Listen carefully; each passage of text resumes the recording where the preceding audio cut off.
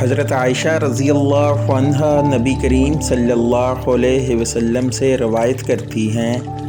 کہ آپ صلی اللہ علیہ وسلم نے فرمایا کہ اگر شام کا کھانا سامنے رکھا جائے اور ادھر نماز کے لیے تکبیر بھی ہونے لگے تو پہلے کھانا کھا لو۔ ایک اور حدیث حضرت انس بن مالک رضی اللہ عنہ روایت کرتے ہیں